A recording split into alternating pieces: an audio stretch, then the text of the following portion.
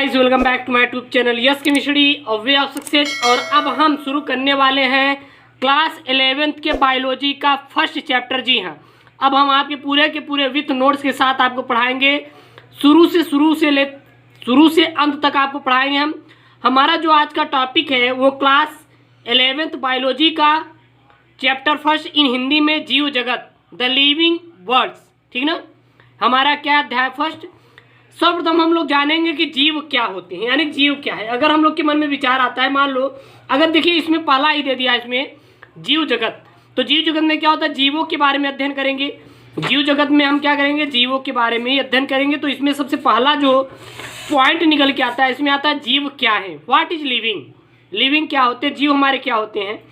तो आप जानते हैं जीव वो होते हैं कि जो भी किसी भी कार्य को अपने से कर सकते हैं, यानी कि आप कह सकते हैं कि जीव वे हैं जो कि निर्जीवों से अलग होते हैं। निर्जीवों से अलग यानी कि आप कह सकते हैं कि जो सजीव के विशिष्ट लक्षण, सजीव में ऐसे विशिष्ट लक्षण होते हैं जो निर्जीवों से भिन्न होते हैं।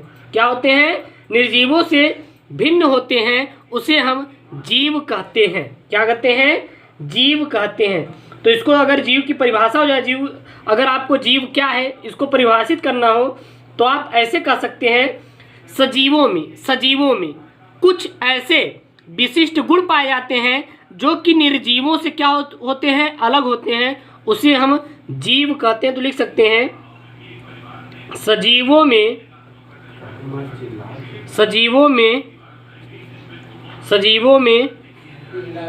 कुछ ऐसे विशिष्ट लक्षण पाए जाते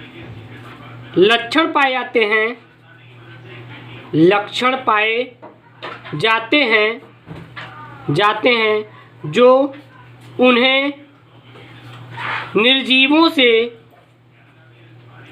निर्जीवों से भिन्न बनाते हैं, उसे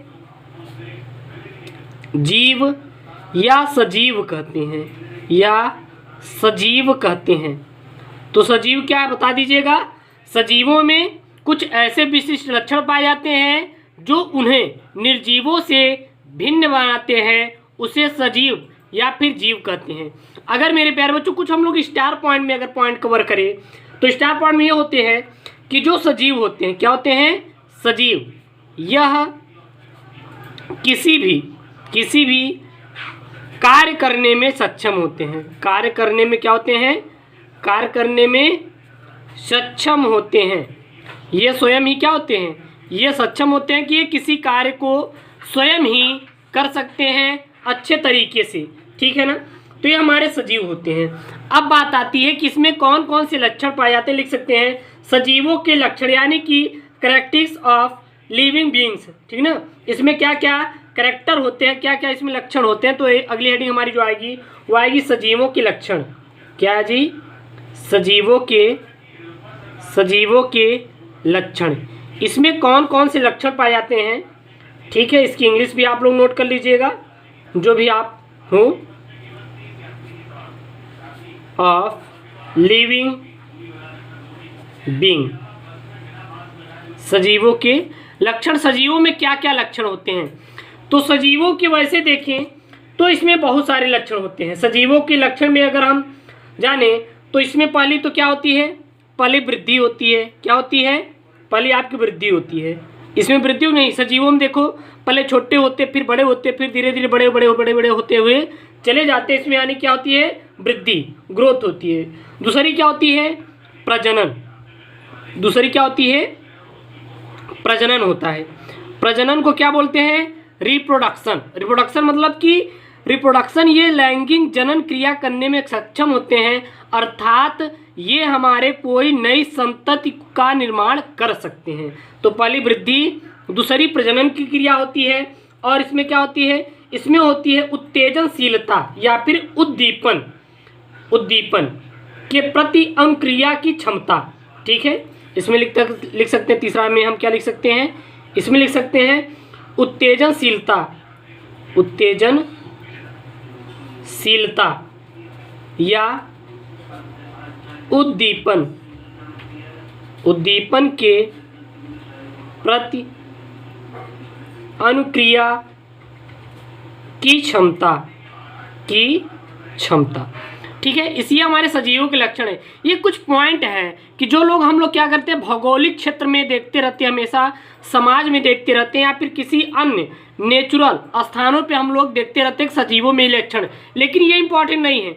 इसमें अगर सजीवों के मुख्यतः लक्षण जो होते हैं, ये तो मैंने आपको बता दिया कि जो हम लोग देखते रहते हैं कि हम एक ऐसे पता लगा सकते हैं, लेकिन नेक्स्ट जो पॉइंट कवर करेंगे वो सजीवों के 2 लक्षण होते हैं। सजीवों के मुख्यतः 2 लक्षण पाए जाते हैं। तो सजीवों में कितने लक्षण पाए जाते हैं? मुख्यतः 2 लक्षण पाए जाते हैं। एक पहला और दूसरा।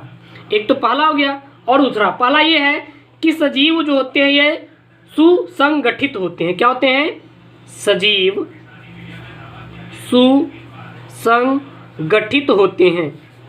सुसंगठित होते हैं। पहला ये हो गया। दूसरा हमारा क्या है? पहला तो सजीव सुसंगठित होते हैं और दूसरा होता है सजीव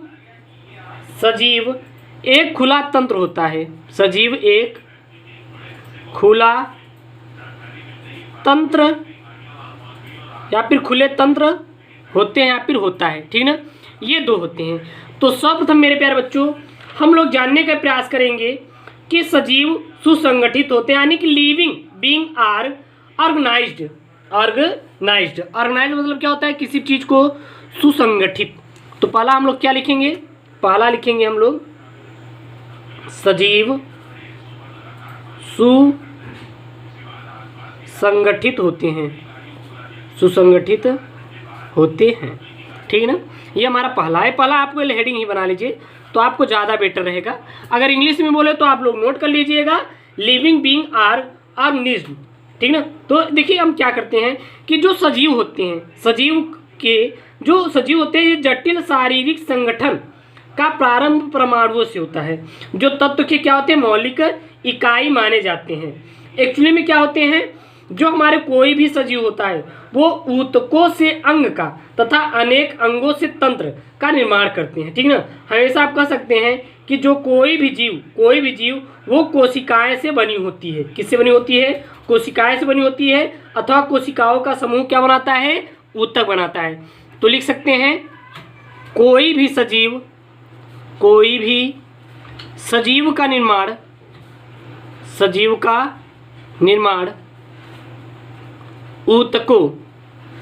ऊतकों से होता है। किसी भी सजीव का निर्माण मेरे प्यारे बच्चों ऊतकों से होता है और ऊतकों के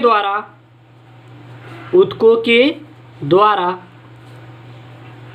कोशिका या फिर कोशिकाएं, या क्या लिख सकते हैं? कोशिकाएं बनती हैं। तो ये हमारे आप कह सकते हैं ये सजीव का मुख्यतः हम लोग लक्षण देखे हैं, ज़्यादा इसको विस्तार से नहीं जानेंगे। तो सजीव क्या होते हैं? ये सुसंगठित होते हैं, अर्थात कोई भी सजीव का निर्माण ऊतकों से होता है और ऊतकों के द्वारा कोशिकाएं बनती हैं। और कोई भी सजीव इसके द्वारा ही निर्माण होता है, वो चाहे छोटा हो या फिर बड़ा हो। एक्चुअली में ध्यान दीजिएगा, ठीक है ना। और दूसरा आता है सजीव एक खुला तंत्र है। चलिए उसको भी हम जानने का प्रयास करेंगे। दूसरा मेरे प्यारे बच्चों क्या वो है? हमारा सजीव एक खुला तंत्र है। दूसरा हमारा पॉइंट यही आता है कि सजीव एक खुला तंत्र है, यानी कि हम कह सकते हैं कि ऐसा तंत्र जिसमें सतत रूप से पदार्थों व ऊर्जा की आवाक तथा जावाक, यानी कि इनपुट या फिर आउटपुट होता क्या है? एक्चुअली में समझने की कोशिश करते हैं। जैसे कि मान लीजिए ये मेरे पास कोई मोबाइल है, मैंने क्या किया, यहाँ पे कोई भी नंबर को डायल करने का प्रयास करता हूँ तो ये हमें कहीं ना कहीं अगर मैं इसको इनपुट दे रहा हूँ तो ये मुझे आउटपुट देगा। तो उसे क्या बोलते हैं हम लोग? सजीव कहते हैं। ध्यान दीजिएगा, जिसमें इनपुट लेगा आउटपुट देगा। जैसे कि मान लीजिए अगर उसको बोले कि आज एक लेसन तैयार करके आइए, दूसरे दिन वो एक लेसन तैयार करके आएगा, यानी कि इनपुट दे रहे हैं तो कहीं ना कहीं आउटपुट हमें मिल रहा है। वो सब हमारे क्या होता है? सजीवों में होता है। तो इसकी सिंपल सी परिभाषा थोड़ा सा आप लिख लीजिएगा कि ऐसा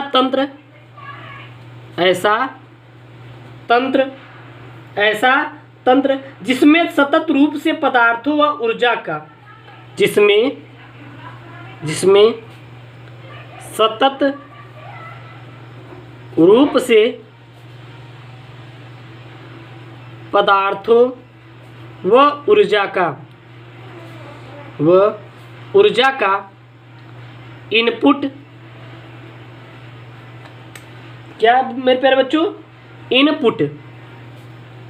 इनपुट और या फिर तथा इनपुट तथा आउटपुट